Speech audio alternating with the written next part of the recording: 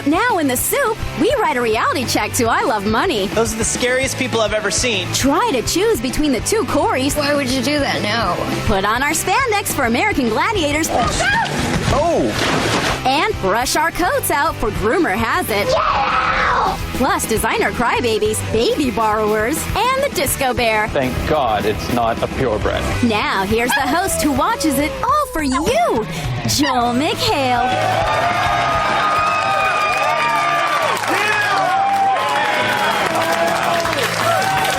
Welcome to the soup.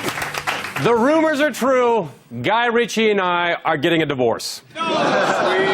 Every now and then, a show comes along that is so inane and ridiculous that no matter how much you don't want to, you can't help but be entertained by its inanity and ridiculousness. That show is Wipeout. Whoa. I would explain the premise, but I think it speaks for itself. Natalie Murdoch making a valiant effort on the course. Seemed to resign herself to defeat early on that one, didn't she? Well, when you hold your nose before you hit the obstacle, it's a bad sign. Well, it's going to take Blair, Joe, and Tootie to pull Natalie up. Oh! That's weird that the production would consider her a viable candidate to make it across that obstacle course. She was freed into the ocean later. While Natalie's reflexes were more manatee-like than cat-like, luckily, there was a self-professed cougar around to show us how it's done. This just in, we have yet another cougar on the qualifier. Take a look at boy. Gayla Johnson's about to play with everyone's favorite cat toys, the big balls. Oh! How many animals would have to die to get you out of that? That's mine. But they also have serious, hardcore athletes on the show, like Joey. You ready for this? Yes, I am. This includes, looks like a lot of running, and I'm a track star, so I'm going to get this done. And Joey's off to the pit of flour. Oh, and he's fallen into the trash can full of asbestos. His final challenge, surviving mesothelioma. Look it up, soup audience. But wait, there's even more new summer TV fun. The Baby Borrowers takes teenage couples and makes them live with a baby for 3 days. There's no prize, unless you count them taking the baby back after 3 days. But after that, things get more complicated. After 3 days with babies, they'll be given toddlers. Next, it's preteens, plus their brothers and sisters. And their pets. Then, the experiment gives them a taste of their own medicine. Teenagers. And just when they think their journey is at an end, they'll have to care for the elderly. Ready for Chef Toomey? I am. This is fun. Next, watch as the teenagers have to care for the stinking corpses, which used to be the elderly. Will the teenagers be able to bury them before the house reaches 90 degrees? I'm sorry. Before we go any further, we have to take some time to talk about what's going on over at Access Hollywood. I don't know what's going on over at Access Hollywood. I know what's covered on the show would never have been considered news, but now they've decided to cover only the least important parts of the stories, like this nugget they mined from Nelson Mandela's 90th birthday. Oprah partied so hard she was forced to slip off her Christian Louboutin shoes to get a break from a painful bunion. That's not a bunion. That's where she keeps her spare blood diamond. Meanwhile, Anne Hathaway broke up with her boyfriend, Raffaello Folieri, and now he's in jail. So, get in line, fellas. But Access Hollywood, once again, got right to the meat of the story. The real casualty of this debacle, Anna Raffaello's poor pup, this gorgeous 2-year-old chocolate lab named Esmeralda. The Post, page 6, reports that since the couple split, their dog has been left with Folieri's mother, who has cancer, likely making it difficult for her to have the responsibility of a dog. And that Raffaello, who can't make bail, also can't afford a dog walker. Esmeralda, in her statement, had only one thing to say: woof.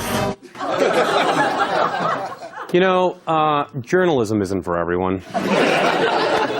I'm just saying. In family news, the doctor delivering Angelina Jolie's twins in France held a press conference this week to tell the public it will be weeks before he actually delivers the babies.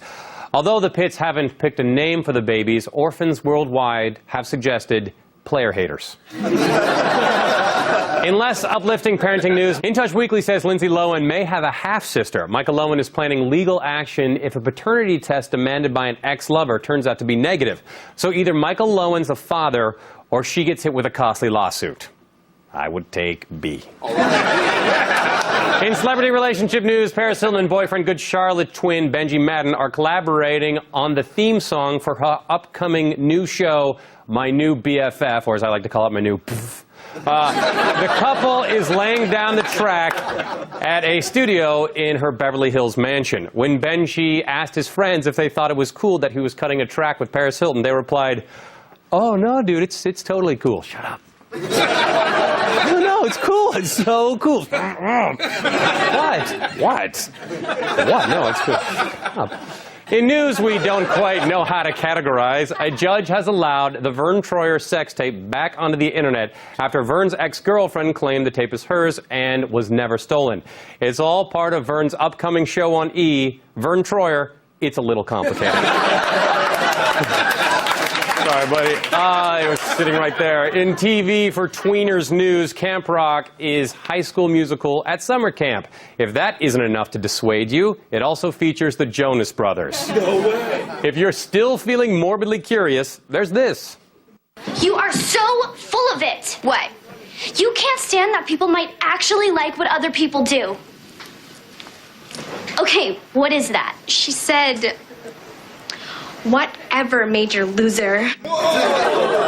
Good Lord, we're old. My prostate is huge.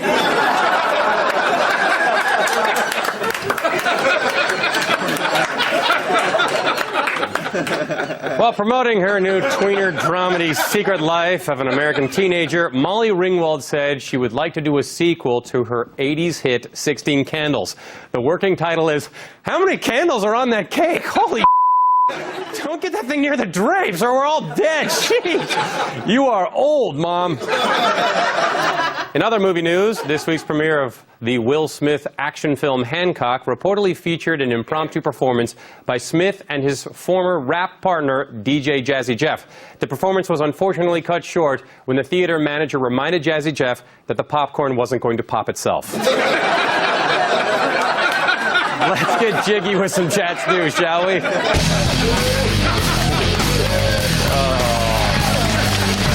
So meaty. Yeah! We really showed Jazzy Jeff on that one. Have you ever wondered, after a long day of ripping flesh from the bone, what do bears do to relax? Well, the Today Show got the answer.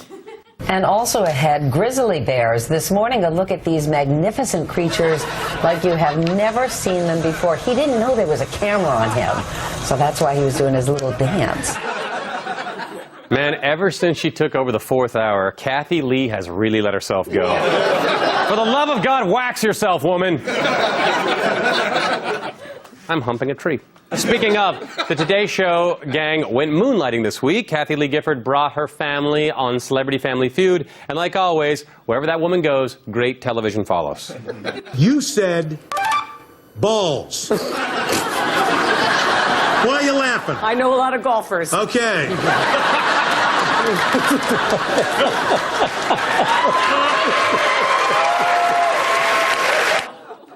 Survey says... creepy. We'll be right back. This 4th of July holiday, we salute our men and women in the armed services who defend our independent right to show this crap and do a whole bunch of other stuff that's much more important. Brought to you by Mike's Hard Lemonade. In a world gone soft, someone's got to be hard. Stay tuned for reality show clip time with American Gladiators and I Love Money. Plus, Groomer has its big finale, Crybaby Designers, and the kick-ass clip of the week. Kaboom! End of story. Oh, yeah! Welcome back! I have some startling news. The Sci-Fi Pictures original Copperhead, a Western featuring a horde of mutant snakes, was actually not that bad. In fact, dialogue like this made it pretty awesome to watch. Hey, you boys didn't use all that dynamite, did you? I think we got a few sticks left. Why? I know we're all thinking it, but I suppose I gotta be the one to say it aloud. We tie the dynamite to the whore, leave her in the street. When a snake comes to eat her, kaboom! Well, it was a little out of left field in this context, but I'm pretty sure that's what everybody's thinking while they're watching The Hills. Hey, whores, it's reality show clip time! I know everyone's thinking this, so I'll say it. This week on American Gladiators, they featured a contender who was uniquely prepared for the sweaty man-on-man beast action he would soon be engaging in. Sean, we know that you studied Gladiators when you were growing up as a kid. Yes, Sean's been preparing for this day his whole life. He knows his opponents in and out and in again. And he tells the Hulkster he was cautiously optimistic. What was the most difficult part about competing here at the arena? Trying to act like I wasn't terrified of those big beefy gladiators in front of me. Those are the scariest people I've ever seen. But now I'm going to go under the water and through the eliminator and come out, and it's going to be a bigger comeback than Mariah Carey. Whoa, whoa, whoa, brother. When did Mariah Carey go away? I've been at every tour since Music Box in '93, and I will not hear you talk smack about Mimi. I'm going to go sit in Wolf's car and cry for a while. It was really weird, dude. I Love Money pits contestants from Flavor of Love, Rock of Love, and I Love New York in various competitions, despite warnings from the Surgeon General. But in this week's Meet the All-Stars special, we got to find out what some of our favorites have been up to, like Mr. Boston from I Love New York. Blow-Up Doll says you're completely negative. Look how depressed that doll is. I'm in Mr. Boston's room. I'm gonna face the wall for a while.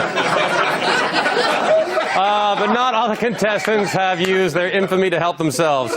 Rock of Love's Rodeo uses her fame to help others. Compound fracture of my femur! It's okay, I'm Rodeo from Rock of Love. Oh, problem solved. That's really weird. This week's America's Got Talent had two things creepier than Hasselhoff's smile. Not those two things. I'm talking about the sword swallower and a guy who drank milk through his nose.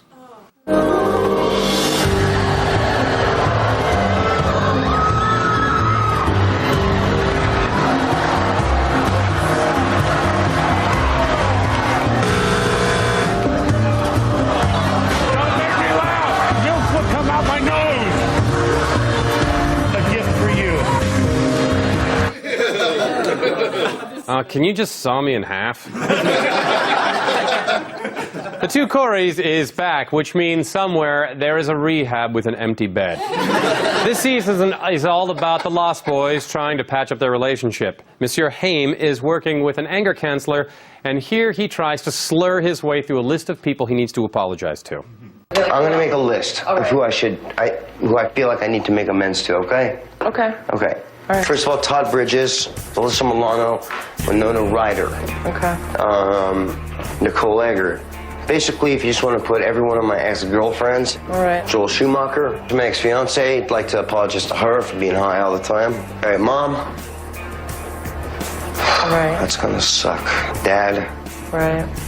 But remember, can you put near that? Dad owes me an apology.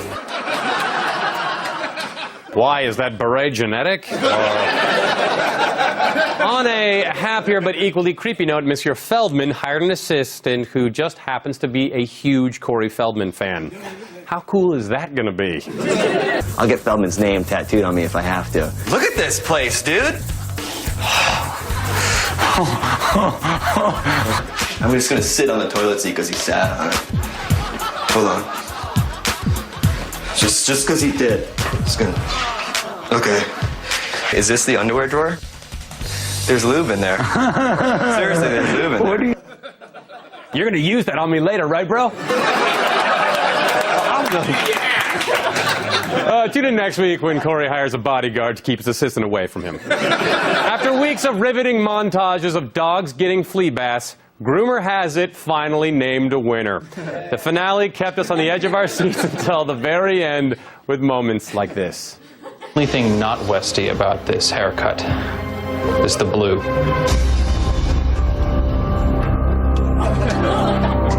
know how traditional I am. My grooming career had flashed before my eyes. This is bad.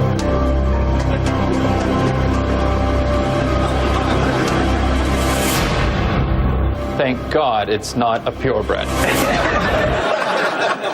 Because if it was a purebred, you'd have to, well, it would be put down. Seriously, it would have to be killed. We'll be right back. Hold on, the soupiest stuff is up next, including a Design Star meltdown and the kick-ass clip of the week. I feel humiliated. TV Academy has released its short list for actors' performances. Here are some people who were snubbed. Tila Tequila for Best Performance by Diminutive Vietnamese Pretend Bisexual. Spencer Pratt for Best Beard, Flesh-Colored. Denise Richards for Best Misuse of the Word Complicated. And finally, Larry King for Best Ability to Inexplicably Remain Alive. Every year he gets that. We'll be right back.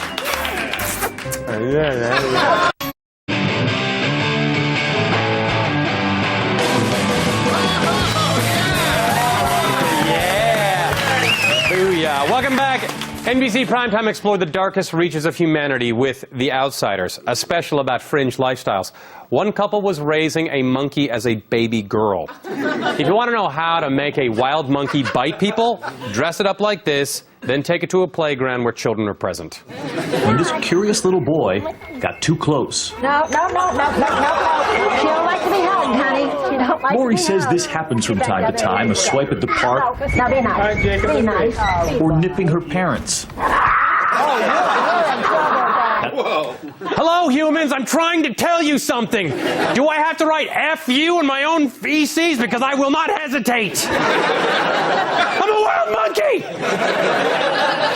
It's dressing me up. Design Star is a show in which interior designers are pitted against one another in challenges, and each week somebody gets kicked off. Why hasn't anybody ever thought of this before? Michael is an entertainingly intolerable jerk, and his presence was one of the only reasons I'd watch this show. I'm gonna win. End of story. Period. Yeah. But now, I may not be watching Design Star anymore. Your show has been cancelled. Please exit the studio. I have a lot to offer. A lot to offer. So what if it disappoint my mom? Oh, my mom right now. My mom right now. And your mom wanted a boy, but we can't have everything, can we? Let's take some E, shall we? Give me some. So after the big 4th of July weekend, you're just going to be happy to go home and go to bed after work on Monday, right? Wrong! Because we're going to be here with an all-new special. The Soup presents People Who Won't Go Away. It's a tribute to our very favorite celebrities and reality TV characters who also find themselves back in the spotlight. We've also got a very special celebrity guest appearance. I'll give you a hint. He's recently married in a non-traditional ceremony, and he laughs like this. Oh. You'll never guess who it is. Check it out Monday. And that brings us to our clip of the week.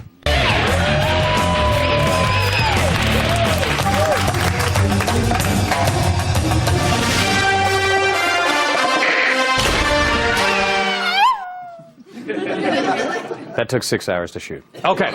It's really a collection of clips for this clip of the week, but it's the kind of temporary closure that only a season finale and 1,000 gallons of hydrocortisone can give. On the finale of A Shot at Love with Tila Tequila, it was down to the final two. Boring Bo and bisexual Christy. And I'm thinking, but if Tila picks one, there can't be A Shot of Love 3, right? The producers were thinking the same thing because that's when this happened. I thought that was sort of implied when you said you were a bisexual. I don't know, it was a deal breaker. As fate or her contract would have it, Tila picked Christy to give the final key to. That's it. And that's when Christy was forced to give Tila the news that she had been picked up for season 3. If I take this key, Tila, I'm not being true. I can't take it. That's why I made you eat pig's vagina. It really happened. So that I could find love. Gosh, why can't you understand what it's like to be humiliated? I'm really worried about Tila. She'll be okay, right?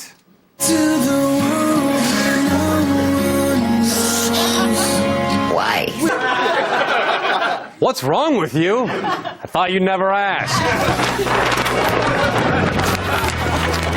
You have no actual talent. You wear so much makeup, you might actually be Swedish. You make people degrade themselves for no particular reason. Your last name isn't really Tequila. You think your MySpace friends are actually your friends. You're 3 apples high. You appear to take your own television show seriously. There's a chili bean in your pap smear.